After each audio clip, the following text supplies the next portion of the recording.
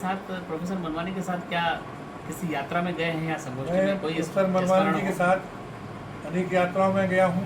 Study tour में sir के साथ गए हैं। सांची, ग्यारसपुर, खजुराहो तरफ का एरिया, अजंता एलोरा तो उनका प्रिय था। जी हाँ।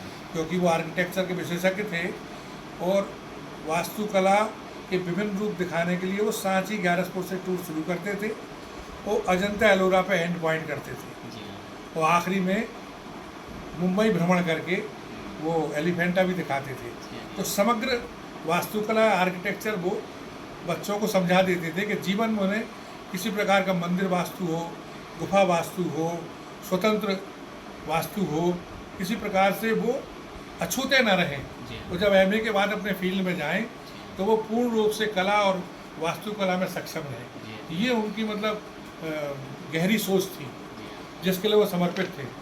कई बार तो यदि फंड कम पड़ता था वो अपने जेब से पैसा खर्च कर देते थे कि नहीं, 2 स्थान अपन देख के ही आएंगे वापस। ऐसा ही सर, मैंने एक जुनून, पापा के मित्र हैं और आपके भी मित्र और गुरु दोनों रहे होंगे, क्योंकि बहुत आयु का 10 वर्ष 12 वर्ष अंतर रहा होगा।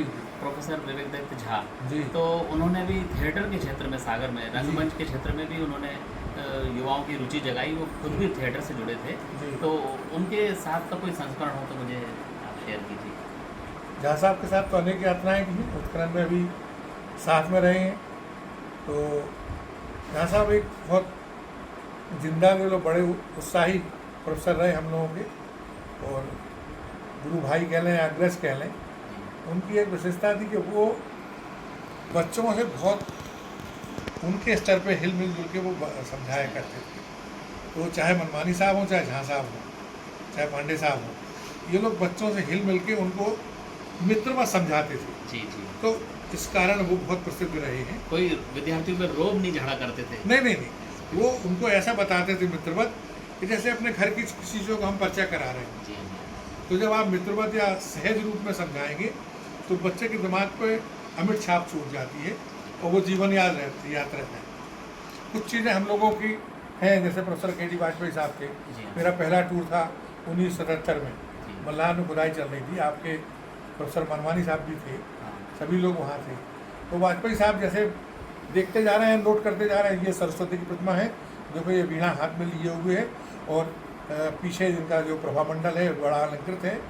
इस टाइप से वो ऐसा बिल्कुल बोलचाल की भाषा में समझाते थे कि आज हमको याद है कि वीणा हाथ में लिए हुए हैं वो सरस्वती की। और दूसरी तरफ हरिहर की प्रतिमा लगी हुई, तो बता देते कि ये आधे में हरि है, आधे में हर है। देखो इस तरफ शिव के आयुध हैं, इस तरफ विष्णु के आयुध हैं। तो इतनी सहजता से वो समझाते थे कि वो आज हम लोग को कंठस्थ है वो चीज़, ज्ञान अर्जित कर लेते। बिल्कुल। सर एक बात